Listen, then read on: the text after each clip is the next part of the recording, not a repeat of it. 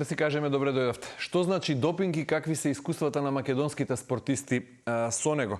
Кои се забранетите супстанции и какви се можните санкции? Постои свесно и несвесно допингување. Кои спортисти и колку често се тестираат? За притисокот, за довербата и за фер плей културата во спортот денеска зборуваме со еден наш врвен спортист, тоа е Дејан Георгиевски, олимпискиот медалист од Токио, и со професор доктор Ели Ханџиска, член на Национална антидопинг комисија и специјалист по спортска медицина. Добре дојдовте во студиото на Телно. Добро ве најдовте. Добро ве најдовте. Ве молам на почетокот кус опис за гледачите што точно значи допинг. Така. И кои супстанции се забранети? Да. Што смее Дејан да конзумира пред надпревар, што не? Така, прво да се заблагодарам за поканата во емисијата. Многу малку се зборува за антидопингот јавно, а убаво е сега, како што спомнавме и претходно, кога се слушнавме, кога договаравме за ова интервју, да го актуализираме оно што сега е, каква е состојбата и со нашата национална антидопинг организација. Кога ме прашувате што е допинг, според ВАДА кодот, во соодветниот член на ВАДА кодот, допингот е појава на прекршоци на 11 вкупно антидопинг правила. Тука спаѓа присуство на забранета супстанца во материјалот што е земен од спортистот, крв или урина. Потоа имаме манипулирање со допинг контролата, недавање на примерок, избегнување на допинг контрола во тек на процедурата, манипулирање. Имаме имаме многу уште да кажуваме за ова, меѓутоа битно е да кажеме дека од тие 11 антидопинг прекршоци за сите одговара самиот спортист, а за последните 7, како што се наведени во правилата и во кодот, важат и на соработниците на спортистот, односно на неговиот помошен персонал, тренери, физиотерапевти, доктори, така. И дали ова сите спортски федерации во Македонија и сите спортисти го знаат и се свесни? Ги знаат сите 11? Тие си имаат своји правилници. Кога имаме позитивен случај, тие мора да постапат и по својот правилник и од нивна страна да го Добро, јас неформално сум разговарал со многу спортисти, полупрофесионални и професионални, кои не се до крајна чисто. Кои се тие точно 11 правила, односно?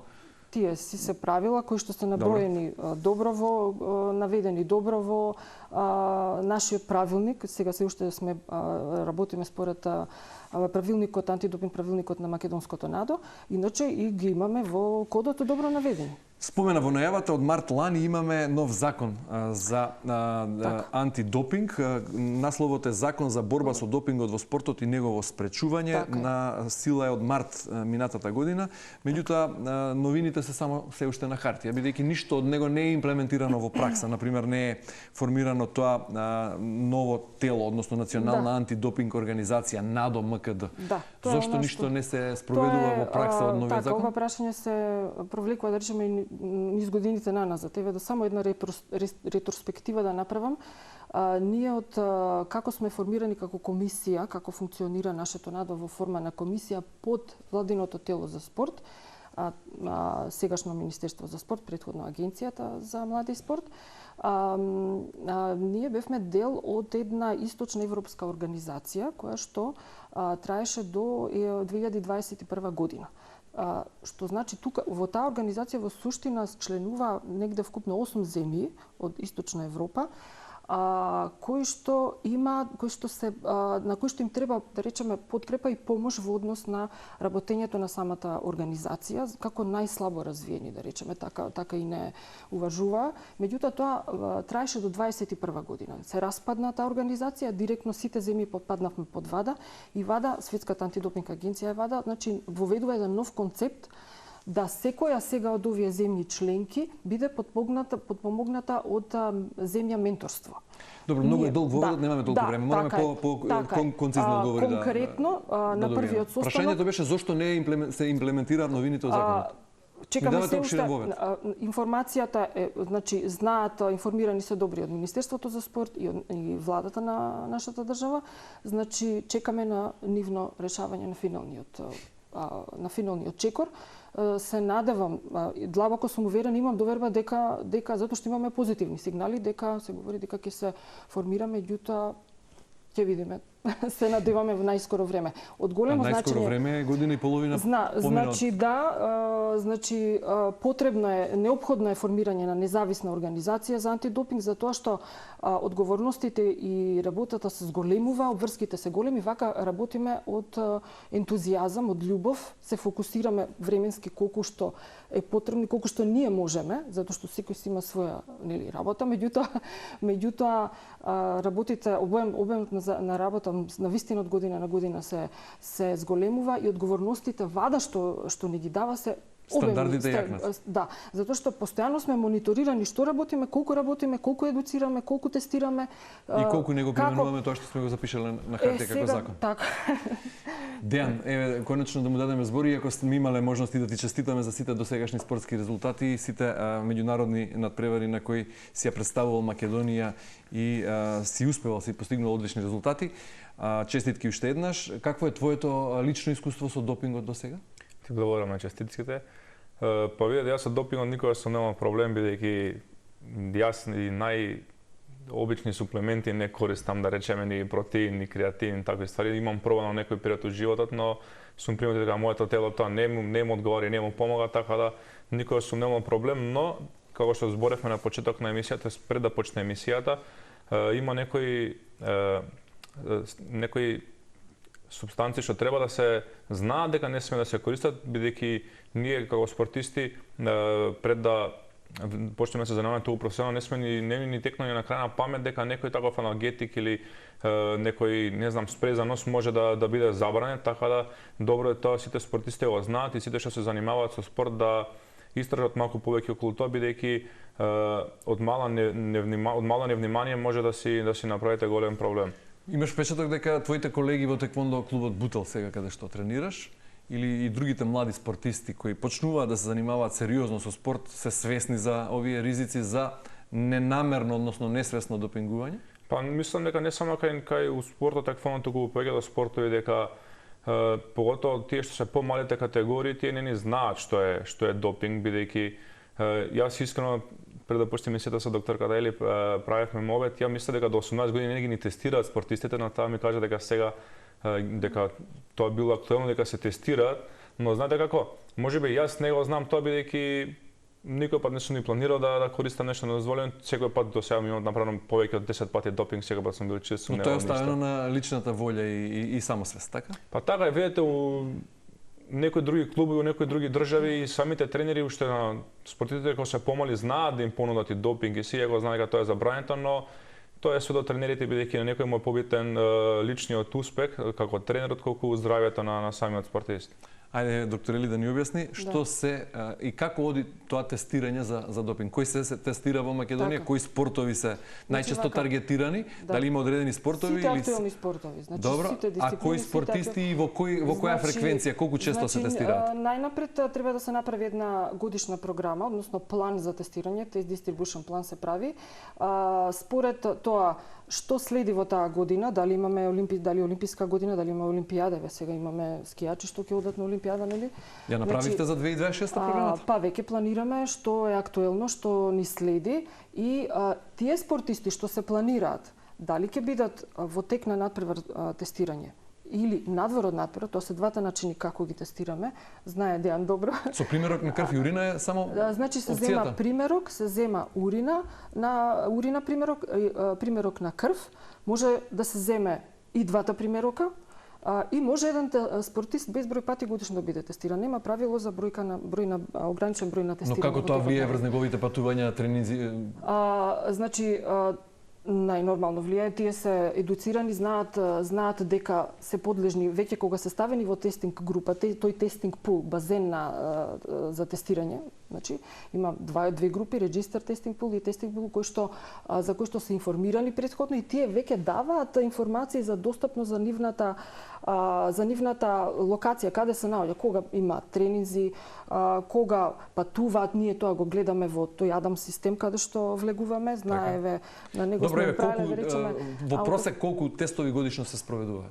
Во просек нашето НАДО последните години ги зголеми бројот на тестовите, некаде околу 40 во просек до 50, претходно го помал. Така, вкупно, значи имаме сега планови да ги зголемиме, да го зголемиме овој број. Оваа година имавме доста ангажман, да речеме, со меѓународни важни настани, европски првенства во џудо, во борење и колку тие елфот. 40 еве во 2025 излегува позитивни? Немаше случај. Немав. Во 25-та, во 24-та имав една со кокаин во кошарка. И што се случи со спортистот? Спортистот беше санкциониран. Значи се разгледуваат значи неколку моменти во која група на супстанци спаѓа, дали е неспецифична или специфична група на супстанци, таа забранета супстанца.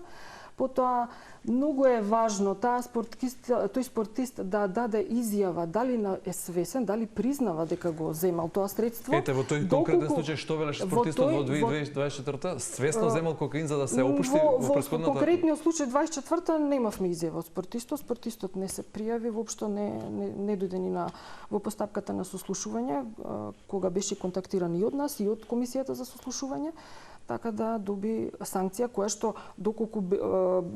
што можеше да биде и помала доколку би се појавила и го признае, да речем, делото. Добро, некој друг поинтересен случај ваков од 2023-та? Предходно сме имале 2018 имавме позитивен во стимуланс во ракомет, наш ракометар во тек на надпревар беше, тоа се најчесто рандом селекции. На што беше позитивен ракометарот? На сибутрамин. Тој е стимулант и имавме во истата тогаш беше свесно година. Призна дека Да, тој си признава, тој не користел свесно. Тој користел некои тревки, чаеви, наводно за слабење и во суштина тие во нивните метаболити понатаму остануваат во урината како супстанции. Како беше санкциониран ракометарот? 9 месеци и тоа со голема наше вложување од страна на комисијата. Меѓутоа, знаете што е, оваа цела постапка оди низ федерацијата, националната, па меѓународната федерација и ВАДА, Светската антидопинг. И Светската антидопинг нас потоа не враќа назад дали е во ред, не е во ред, можеме и ние да бидеме, да речеме, на некој начин казнети, да, зашто даваме, меѓутоа, во случајот на нашиот ракометар, тогаш имаше на вистина негово признавање. А кошаркарката беше поригорозно казната? Да, поригорозно казната, затоа што беа многу високи. Беа многу високи. Трајна забрана за... Не, трајна забрана, 4 години беше санкционирана од тогаш. Значи, затоа што од една страна концентрацијата на кокаинот и метаболитот на кокаинот во урината беа енормно високи. Станува збор за in-competition допинг контрола и таа беше санкционирана и со оглед на тоа дека не соработуваше, доби многу висока санкција. Ето, за жал, спортисти што користат и дроги.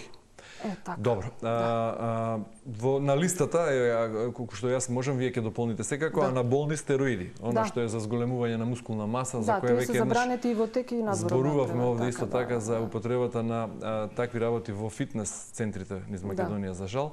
Потоа има оние средства за зголемување на бројот на црвни крвени еритропоетин. Клетки, да. Оние што нели таа позната пракса е наменување на крвта, односно на замена на крвна плазма со цел да се овозможи поголем проток на кислород во крвта. Тоа во принцип за да се зголемат аеробните капацитети и на тој начин тие ги подобруваат перформансите. Така. Тоа е штетно за здравјето на спортистот?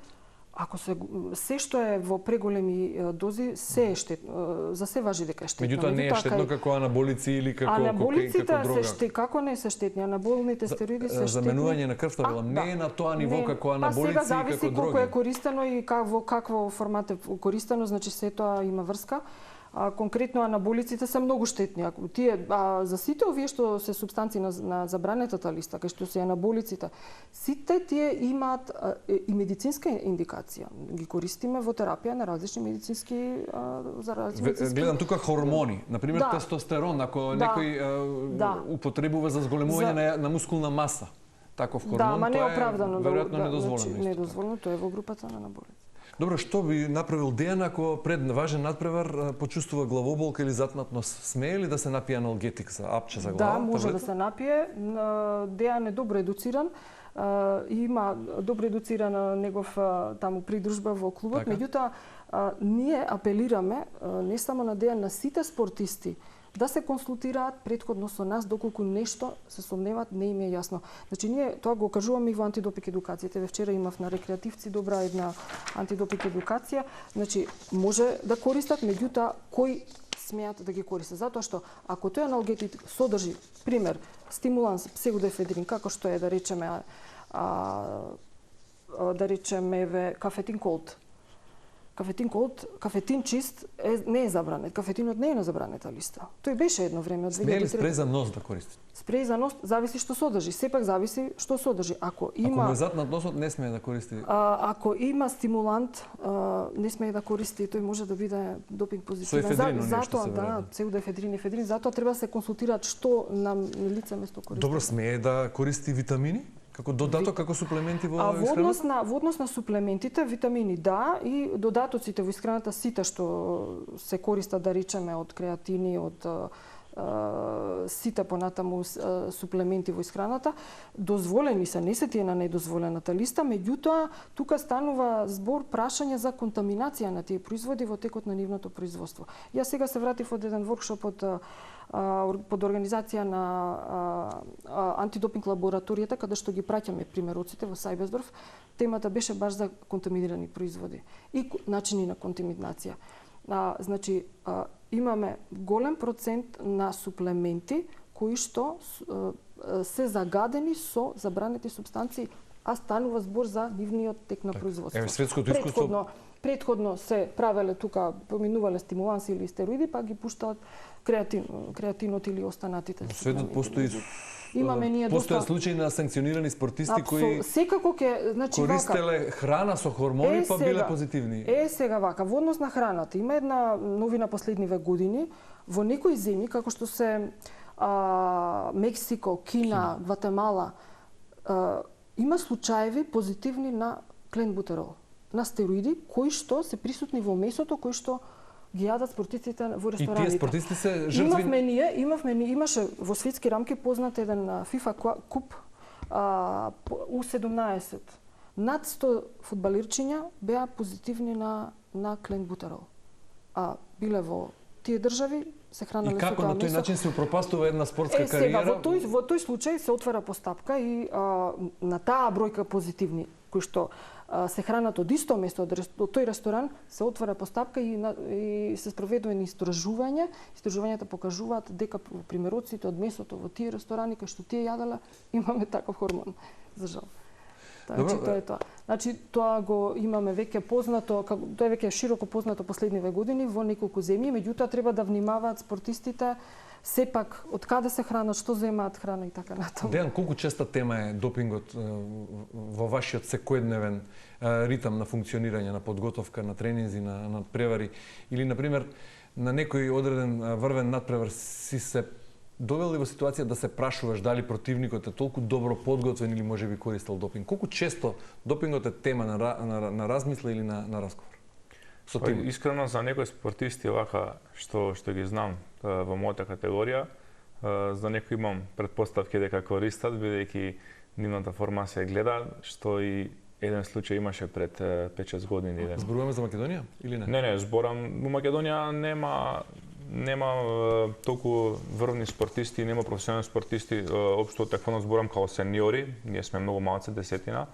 Зборам за општо за теквондо за мојата категорија. Иначе кај нас тоа е строго забрането и сите го знаеме тоа и сигурен сум дека никој не би си ризикувал да си ја заврши кариерата со тоа, бидејќи у теквондото мислам дека баш специфично за теквондо дека допингот и може да помогне многу, а и не може, бидејќи тие користат најчесто допинг кој што знам за припремите свој, за да ги направат припремите подобри, за после да бидат во подобра форма, но има некои спортисти, дури двајца знам дека ги фатија баш за мојата категорија, тоа беше пред 5-6 години, за едниот се сеќам, за другиот не се сеќам, тоа беше баш одамна, јас тоа што бев јуниор.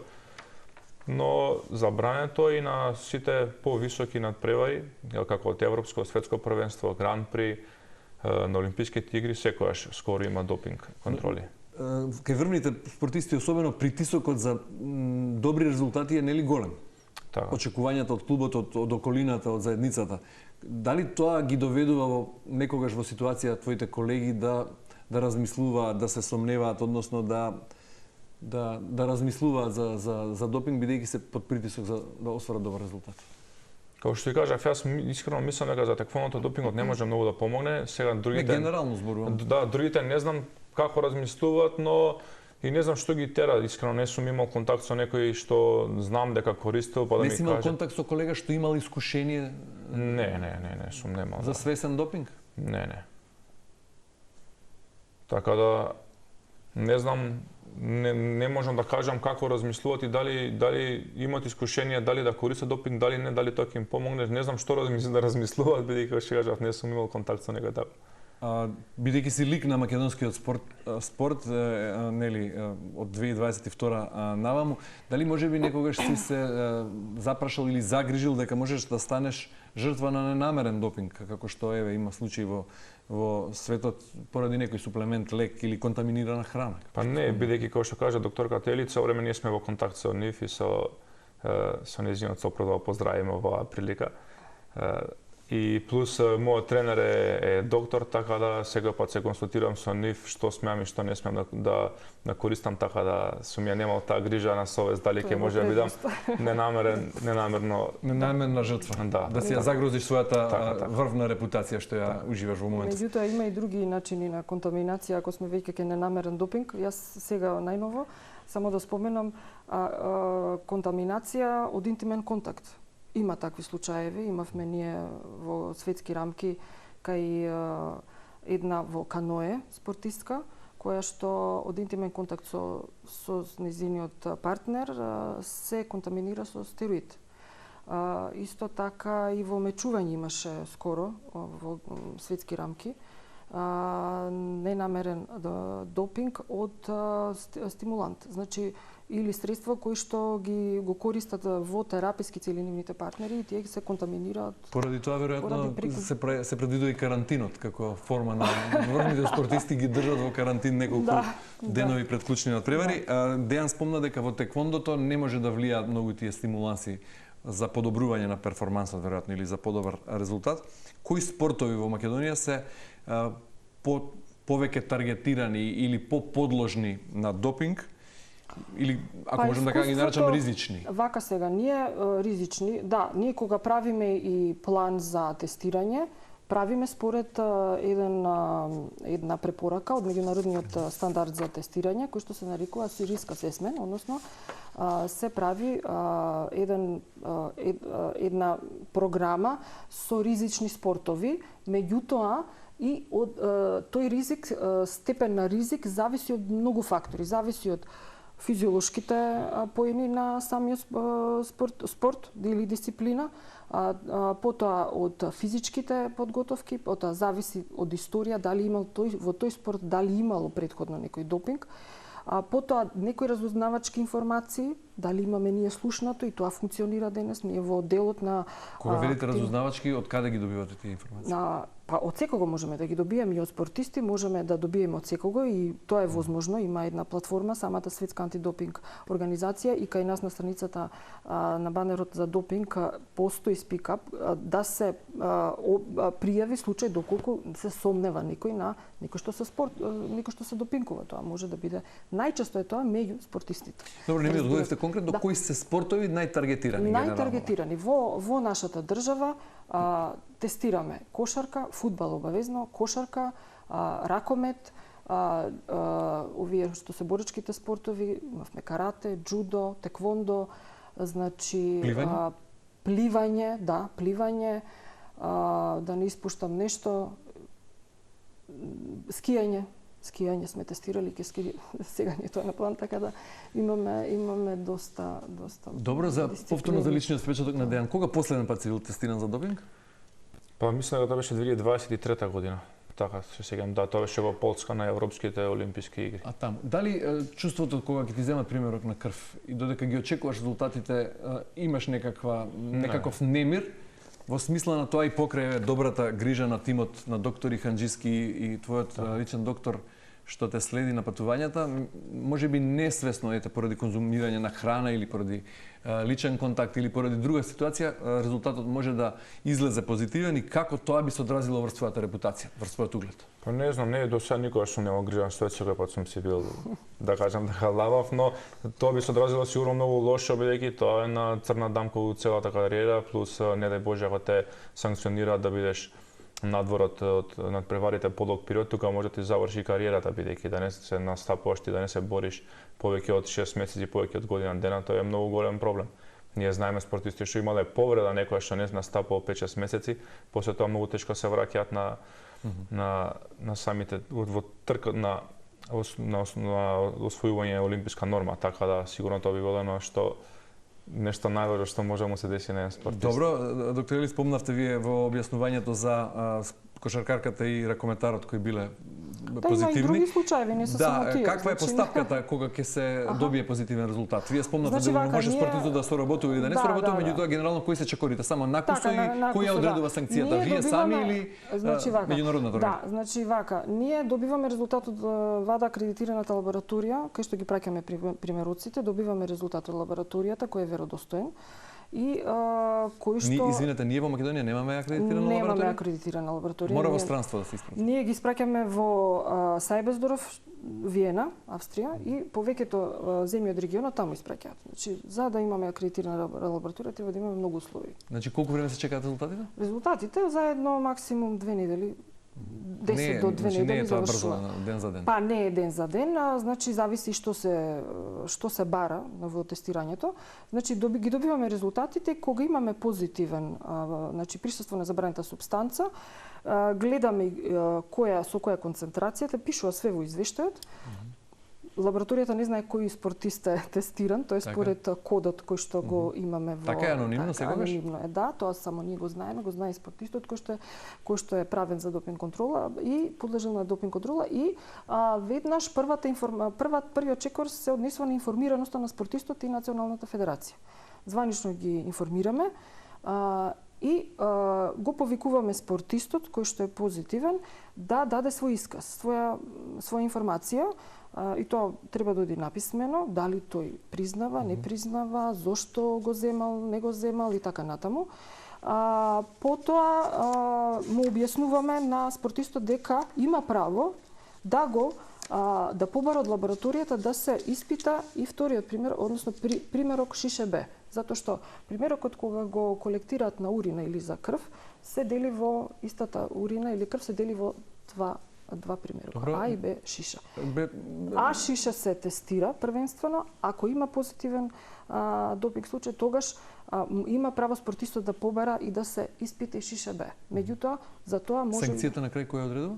Санкцијата, потоа се отвара постапка комисијата за сослушување, таа е неколку члена комисија. Таа исто национално тука кај нас. Од тука, да, таа е веќе одредена кај нас, таа си постапува според меѓународниот стандард за менаџирање на резултати, зависно од типот на супстанцата, дали е out of competition, зависи дали е специфична, неспецифична, зависи дали го признал спортистот делото, значи се зависи од многу фактори се тоа влијае и според меѓународниот стандард за менаџирање резултати, комисијата веднаш одредува време на неподобност или време на санкционирање, ние го велиме. Значи колку време сме или не сме. Со оглед на тоа што немаме акредитирана лабораторија, еве имаме закон кој има новини на хартија, меѓутоа во пракса не функционираат, имаме релативно мало искуство кога станува збор за оваа проблематика од 2005-та навам, како што рековте, бевме во групата на некои земји од Источна Европа. Прашањето би било што ни недостига? Дали ни недостигаат подобри новини во законите, повторно некоја измена во закон, дали тој закон е добар доволно, па само треба да се имплементира? Многу убаво прашање, дали Горан. недостига едукација поголема на спортистите? Значи, во однос на законот е во суштина креиран од страна на Светската антидопинг агенција, односно учествува и лица од кај нас, од сегашното министерство, подпомогнати со земјата менторство од професор еден кој што го има креирано законот за антидопинг во Србија. Значи, тоа се искусни лица и законот помина негде 16-17 ревизии во рок од 6 до 8 месеци. Тој беше првата верзија на драфт текстот беше за 5 месеци готов, меѓутоа можам да се пофалам дека тој закон е единствен на регионот овде на Балканот, најнов, кој што е... Добро, го расчистиме тоа. Законот е добар. Супер, што ни недостига? Едукација? Во однос професионалци, кадар? Имаме ли кадар? Професионални, значи ние сега едуцираме и нови антидопинг контролори, допинг контрол офисери, затоа што не можеме само ние сме двајца сега активни, вкупно сме тројца во Македонија, меѓутоа двајца сме активни да покриеме се, а треба да се зголеми бројот на контролите. Правиме антидопинг едукации во делот на кај спортистите, значи тоа се случува. Бидејќи странци ни го подготвиле законот? Странци, ние домашни експерти, да. Домашни експерти, меѓутоа мора да биде усогласен со кодот. Ако не е усогласен со кодот, џабе го правиме. Значи тоа е правилото. Колку Европа, например, или таа светска федерација, меѓународна агенција ја смета Македонија за сериозна антидопинг држава? Не гледа како мал ризик или како мала професионалност? Гледа дека има професионалци, гледа дека има потенцијал и некако и кога се спремаше, кога пред да се усвои законот, мораше да се изврши директно во влада. Тоа беше за време на прошлата влада, голем притисок од меѓународните институции и од влада и од Советна Европа, морам да кажам. Затоа што тоа беше единственото решение, меѓутоа се во поглед, се во правец да не се соочиме со консеквенците. А тоа се, утре може да не ни дозволат спортистите наши надвор да се надпреваруваат или тука да се одвијат меѓународни настани. Значи постојат сериозни ризици по македонскиот спорт генерално, ако апсолутно, да. А допинг мора да се прави, мора да се работи. Значи полето е големо, не е само допинг контрола. Имаме поле на терапевска употреба, дозвола за терапевска употреба, имаме поле на тестирање, антидопинг едукација, имаме поле на инвестигација, интелидженс. Значи имаме многу работа на кој што треба само за тоа да се фокусираме. Кажувате јавно дека законот минатата година во март бил донесен под сериозен притисок од странците за да се истурка, за да не се доведат во прашање македонските спортисти кои учествуваат на меѓународни надпревари. Летна олимпијада следуваше. Така беше. Има ли во меѓувреме и некои критики од некои меѓународни федерации спортски кои досега не сте ги кажале јавно, кои стасуваат на адреса на тоа дека законот е донесен, меѓутоа па не се имплементира? Критики јавно од нив немаме. Меѓутоа знаете како, јас лично имам притисок од меѓународните високи институции, од меѓународната светска Што им велите, знаете, не имаме избори, се имаме поважна работа. Како одговарате на тие притисоци? Јас ги кажувам реалните состојби. Значи, да почекаме, сега се информира, ние ги информиравме во Министерството за спорт до каде е работата, затоа што имавме нова влада пред нас.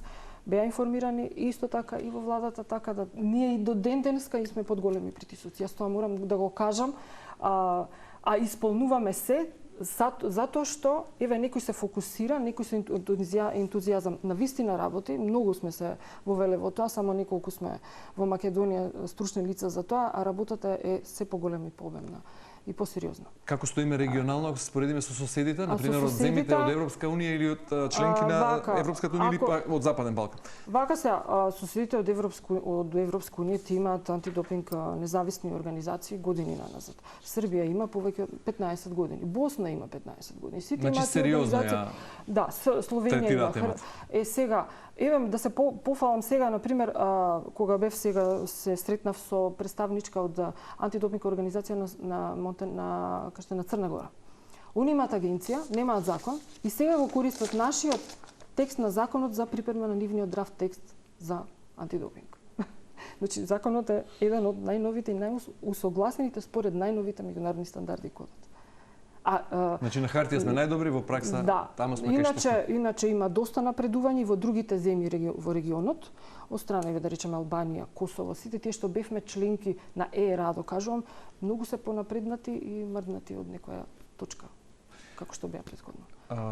Добро, дали ако законот што е донесен и што е врвен, како што велите, се применува дословно, ќе се регулира и оној сегмент кој исто во студио го зачнавме со доктор Ханџиски, а тоа е употребата на недозволени стимуланси, на стероиди и на се она што се употребува во фитнес клубовите, фитнес индустријата во Македонија. За сега не ни се таргет групи рекреативците.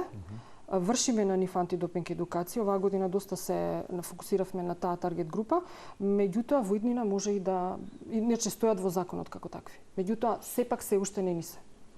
Предност имаат другите овие професионални спортисти кои што се надпреваруваат. Така, кога зборувавме за листата на стимуланси кои се недозволени, на забранети и на свесното и несвесно допингување, само уште едно прашање. Дали сите средства кои се на таа забранета листа се и штетни за здравјето на спортистите? И дали спортистите и младите оние почетници се свесни за тоа? Кога не се користат во терапевска индикација, се штетни. Значи, тие не се штетни кога се добро дозирани заради некакви медицински терапевски цели.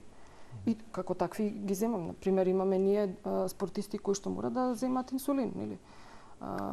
Инсулинот е на позитивна листа. Меѓутоа, тој мора да го зема затоа што нема алтернатива на друг лек. А и тоа е забранено. А нема алтернатива за друг лек. Доколку има алтернатива за некоја друга супстанца, тогаш се оди кон таа. И како тие спортисти значи, тие спортисти треба да се обратат до нашето НАДО, да прикажат дека документација медицинска, дека имаат индикација за медицинска употреба на одредена субстанца која што е на позитивната листа, а ние спроведуваме понатаму, тие пополнуваат своја апликација за TUE се вика, или дозвола за терапевска употреба, и ние тоа го понатаму го спроведуваме преку АДОМ системот до Меѓународната федерација и ВАДА, тоа го разгледува.